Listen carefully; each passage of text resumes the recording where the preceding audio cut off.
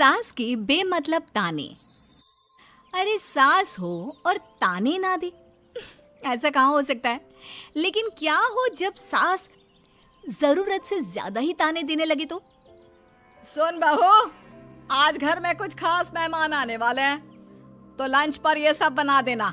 ये पकड़ लिस्ट, और कुछ भी कम ज्यादा नहीं होना चाहिए। वैसे तेरे बारे में जानती हूँ मैं, मेरे टाइम पर तो हमें बताने वाला भी कोई नहीं था। माँ जी कितने लोग आ रहे हैं ये तो लिखा नहीं है। खाना बच जाए तो दिक्कत, कम पड़ जाए तब तो दिक्कत ही दिक्कत है ना। क्यों? अरे सवाल पर सवाल ही करती रहती है, ये ठीक नहीं है। मेरे टाइम पे तो मजाल है कि हमारे मुंह से चू भी निकले। वो क्या है ना माँ जी, मैं खाना उसी हिसाब से बनाने का सोच रही हूँ। कहीं खाना कम ज्यादा बन गया तो आप तो मुझे पाताल में ही डाल देंगे ना। मेरे टाइम पे तो हम इतना बोलना क्या सोच भी नहीं सकते थे कि सास को कैसे ताने दे। अरे अरे रे माँ जी, कहाँ ताने दे रही हूँ। पर माँ जी इतना सारा खाना मैं अकेले कैसे बनाऊंगी? कोई हेल्प, कोई हेल्प। कितनी बड़ी बात बोल गई बहू। कोई हेल्प ना जी ना, वो भी सास। सास तो सिर्फ ताने देती है, ताने। हेल्प? हमारे टाइम में सास को ये शब्द बोल दो तो भूचाल आ जाता था। बाकी मैं तो अपने सास की लाडली बन गई थी, पर तू तो बहू की बहू ही रहेगी। क्यों नहीं बना पाएगी? अरे अभी तो बनाना शुरू किया नहीं और पहले ही सोच लिया नहीं बना पाऊंगी। आजकल की तुम जैसी बहुओं के ये बहाने होते हैं कि कैसे नहीं बन पाएगा। अरे मैंने भी अपने टाइम पे बनाया था, अरे बल्कि इससे भी ज्यादा खाना बनाया था, तो तुझसे क्यों नहीं होगा? हैं? सब होगा जा। माँ जी मैं बना तो लूंगी, मैं बस इतना बोल रही हूँ कि अगर आप थोड़ी मेरी मदद कर देती तो। अरे अरे अरे, शर्म नहीं आती तुम्हें अपनी सास से मदद मांगते हुए? हमने अपने टाइम पर कभी अपनी सास से ऐसा नहीं बोला। सच में आजकल की लड़कियां तो बहुत ही छुई मुई सी होती हैं। जरा सा काम देखा नहीं कि बस पहले मदद मांगने दौड़ने लगती है। अरे अब ये सब बहाने नहीं चलेंगे। हाँ, जा जाकर खाना बना। हमारे टाइम पर हम ये करते थे, हमारे टाइम पर हम वो करते थे। हाय रे ताने। फिर शाम को। अरे बहू कहाँ चली गई? मुझे ये सामान पकड़ा जरा। हमारे टाइम पर मजाल है कि हम सास के साथ खड़े ना हो। हाय रे क्या करूं? बस कोमल तैयार हो जा ताने खाने के लिए। काश इस औरत के समय में मैं होती तो देखती ये क्या क्या करती थी अपने टाइम पर। माँ जी यही हूँ, बस चिंटू को पढ़ाना था। अरे हमने भी बच्चे पढ़ाए हैं हमारे टाइम पर, चिंटू को बाद में पढ़ाना। जा पहले वो कर जो कहा है। बहू बेचारी क्या करती, बच्चे को छोड़कर लग जाती है सास के साथ। हमारे टाइम पर ना। फिर तो सास बोली जा रही थी और बहू सुनी जा रही थी। अगले रोज।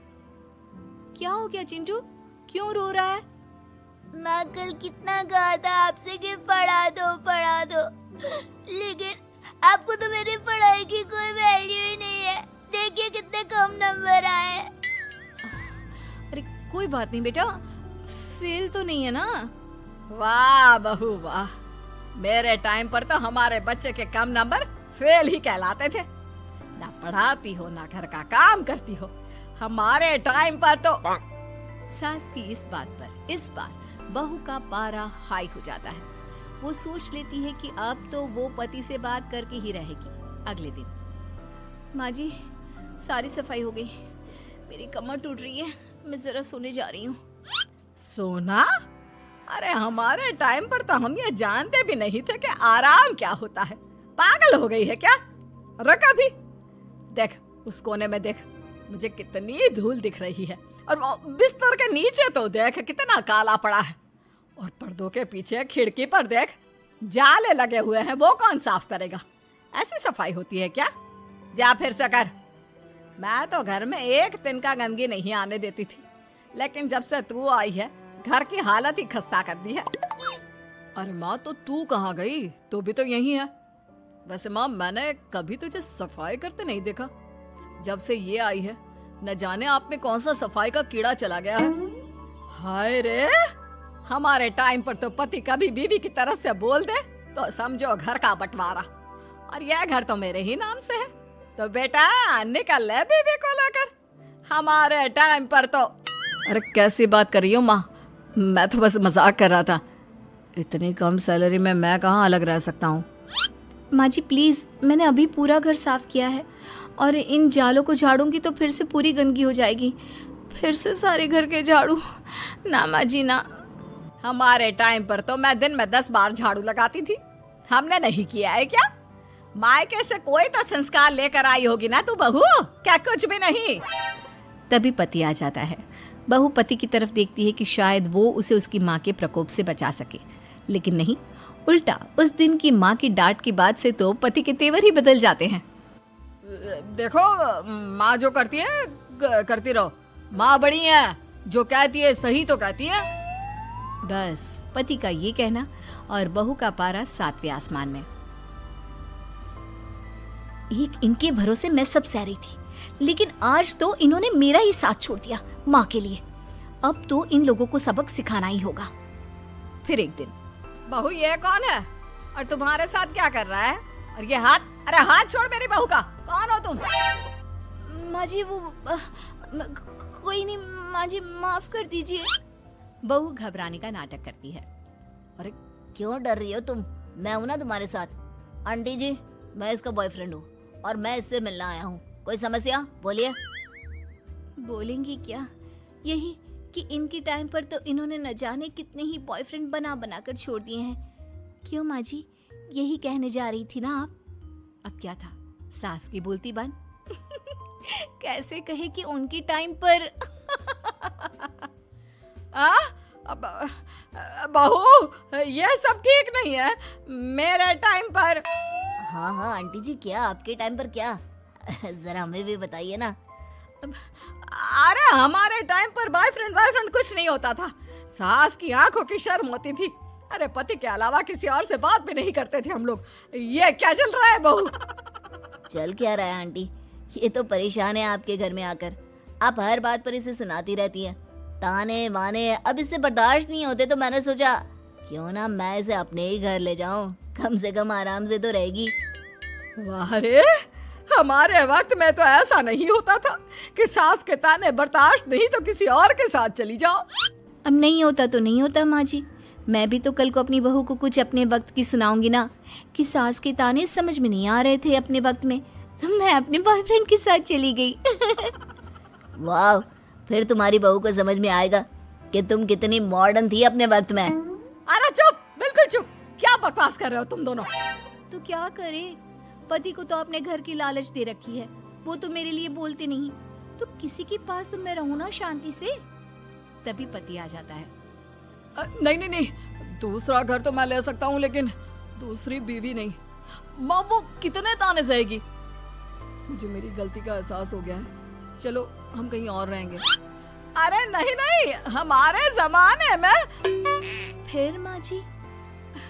मतलब मैं कैसे रहूंगी तुम लोगों के बिना? बहू मुझे माफ कर दे। ओके, कर दिया माफ। अच्छा ये तो बताओ कि ये लड़का कौन है? मैं इसकी मौसी का बेटा हूँ, मिलने आया था। अच्छा दीदी, बाय। समधी की शादी। इस कहानी की हीरोइन गंगा है, जो अपनी समधन की मौत के बाद अपने समधी के अकेलेपन को समझते हुए समधी की दूसरी शादी करवाती है। लेकिन उसकी बहू इस बात से बिल्कुल खुश नहीं होती। मुझे लगता है आपको शादी कर ही लेनी चाहिए। आपकी इस उम्र में ख्याल रखने वाला भी तो कोई होना चाहिए ना। वैसे भी आपकी इकलौती बेटी थी, वो भी हम ले गए। अरे इस उम्र में शादी, लोग क्या सोचेंगे और कैसे कैसे बातें बनाएंगे कि जिस उम्र में इसे अपने पोते पोते को गोद में खिलाना चाहिए, उस उम्र में ये शादी कर रहा है।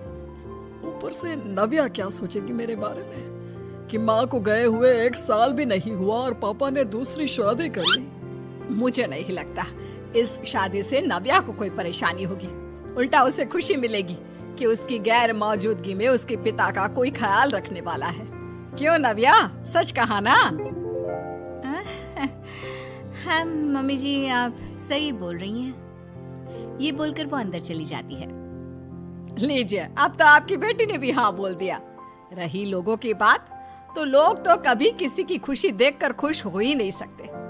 अगर आप लोग खुश रहेंगे तब भी वे बातें बनाएंगे, और अगर आप दुखी भी रहेंगे तब भी बातें बनाएंगे। इसलिए अच्छा यही होगा समधी जी कि आप उनके बारे में सोचना छोड़ ही दीजिए। समधी को सास की बात सही लगती है। वो भी सोच लेते हैं कि बची जिंदगी के लिए कोई हम सफर बना ही लेंगे। आप ठीक बोल रही हैं। जब मेरी प्यारी बिटिया नव्या और उसके ससुराल वालों को मेरी इस उम्र में दूसरी शादी से कोई दिक्कत नहीं, तो परेशानी कुछ है ही नहीं। ऐसे ही सास समधी की दूसरी शादी करवाती है और फिर समधी के घर आ जाती है बहू की नई माँ। कुछ दिनों के बाद बहू अपने मायके अपने पापा और नई माँ से मिलने आती है। मेरा बच्चा कितने दिनों बाद मुझसे मिलने आई है। इधर बैठ, मैं तेरे लिए कुछ अच्छा सा बना कर लाता हूँ। तेरे फेवरेट पास्ता खाएगी ना? पापा आप क्यों? वो कहाँ है? उनसे बोल दीजिए आप मेरे ही पास बैठकर बातें कीजिए ना। उन्हें क्यों लेकर आए? कोई चैरिटी थोड़ी ना कर रहे हैं। इस उम्र में घर मिल गया, और क्या चाहिए? तभी नई माँ घर में आती है। बेटी की बात सुन रही होती है और सुनकर बहुत दुखी हो जाती है। वो अच्छा, तुम्हारी नई माँ वो जरा किसी काम से बाहर गई हुई है, आती होगी। मैं तब तक तेरे लिए कुछ अच्छा सा बना कर लाता हूँ। ठीक है पापा। लगता है नई माँ के पैर बाहर ही रहते हैं, और आपको ही बनाकर खिलाना था तो क्या करे, छोड़िए। ये बोलकर वो घर में घूमने लगती है और चीजों को देखती है। इनको घर में आए हुए थोड़े दिन नहीं हुए और ये घूमने भी जाने लगी है, वो भी पापा को घर में अकेला छोड़कर। आने दो, एक बार इनकी खबर लेती हूँ। वैसे घर को तो बड़ा सजा कर संवार कर रखा है। चलो, ये तो खूबी है, कम से कम पापा को साफ कर का शौक भी है। इतने में नई माँ घर में आती है। अरे नव्या बेटा, तुमने पहले बताया होता तो मैं जल्दी घर आ जाती। तुम्हें नहीं पता मुझे तुमसे कितनी सारी बातें करनी है। कैसी हो बेटी? बेटी? हाँ, वैसे अब तो मैं आपकी बेटी हो ही गई हूँ, ना चाहते हुए भी। खैर, आप गई कहाँ थी? शादी हुए कुछ दिन भी नहीं हुए और आपने घूमने जाना भी शुरू कर दिया। पापा का ख्याल रखने के लिए शादी करवाई है आपकी, जानती है ना? नव्या, ये तुम क्या बोल रही हो? मैं कहीं घूमने नहीं बल्कि एक दोस्त से मिलने गई थी। उसकी तबीयत थोड़ी ठीक नहीं, इसलिए वो क्या है ना, शादी के चलते उससे मिलना नहीं हो पाया, तो आज चली गई। अच्छा, वो भी पापा को यूं घर पे अकेला छोड़कर? आपके लिए आपका ये परिवार ज्यादा जरूरी है या आपकी दोस्त? देखिए, ये ठीक नहीं है। इतने में पिता आ जाते हैं। अच्छा, तुम आ गए। आओ, चलो तीनों मिलकर बैठ के खूब सारी बातें करते हैं।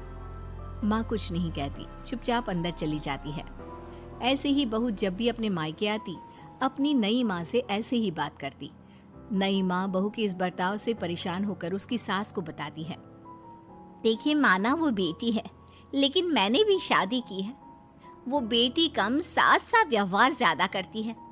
अब छोटी है तो कुछ कहना ठीक नहीं लगता। बाकी शादी का रिश्ता लेकर तो आप आई थी, इसलिए आपको बता रही हूँ।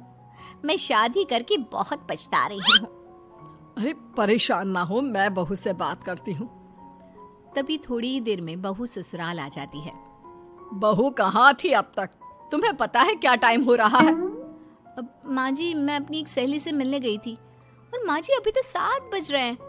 अरे इतना लेट कोई घर आने का टाइम है? आज के बाद 6 बजे के बाद तुम घर आई तो तुम्हें घर में एंट्री नहीं मिलेगी। सास बहू के साथ बिल्कुल वैसा ही व्यवहार करती है जैसा वो अपनी नई माँ के साथ कर रही होती है।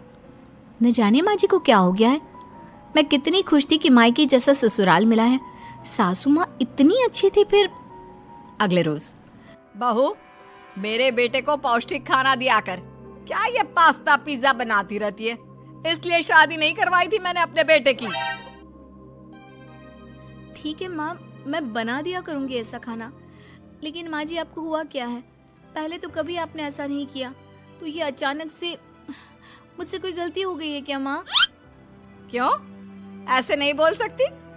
समझ ले, ये तेरी सास का हुक्म है। ऐसे ही सास बहू को अपने सास वाले तेवर दिखाकर कभी डांटती तो कभी ताने मारती, पर बहू बेचारी बिल्कुल समझ नहीं पाती। एक दिन बहू ये क्या बेफिजूल खर्चा करती रहती है? परसों ही तुमने अपने लिए एक साड़ी ली थी और आज फिर से। तुम्हें क्या लगता है पैसे क्या पेड़ पर होते हैं कि जब मन करा तोड़कर सामान ले लिया करा? हैं? वो माँ जी बहुत अच्छी लगी तो ले आई। अच्छी लगी तो ले आई। यहाँ मेरा बेटा अपना खून पसीना एक करके पैसा कमा रहा है और तुम उसी पैसे को बर्बाद करने में कोई कसर नहीं छोड़ती। माँ जी आप मुझे ऐसा क्यों बोल रही है? मैं आज के बाद कभी शॉपिंग पर नहीं जाऊंगी, लेकिन प्लीज आप मुझसे ऐसा बर्ताव मत कीजिए। इससे पहले कभी आपने मुझे छोटी छोटी चीजों के लिए नहीं डांटा। ये अचानक ऐसा क्यों? मुझे बिल्कुल अच्छा नहीं लग रहा। देख बहू, मैंने तेरे साथ जब टिपिकल सास जैसा बर्ताव किया तो तुझे इतना बुरा लगा। सोच तेरी नई माँ को कैसा लगता होगा जब तू उनके साथ हमेशा ऐसा बर्ताव करती है। माँ जी आपने इतना सब कुछ बस इसलिए किया। आप मुझसे नाराज नहीं हो, गुस्सा नहीं हो? नहीं बहू, मैं तुझसे गुस्सा क्यों होंगी? मैं तो तुझे बस इतना समझाना चाहती हूँ कि अपनी नई माँ से सास जैसा बर्ताव करना बंद कर दे। उनको बिल्कुल अच्छा नहीं लगता। वो तेरे पास आना चाहती है, तुझे समझना चाहती है, वो सच में तेरी माँ बनना चाहती है। तो उनके साथ सास जैसा बर्ताव बंद कर और एक अच्छी बेटी बन। अब बहू को सास की बात समझ में आती है और वो बहू जैसा बर्ताव करती है।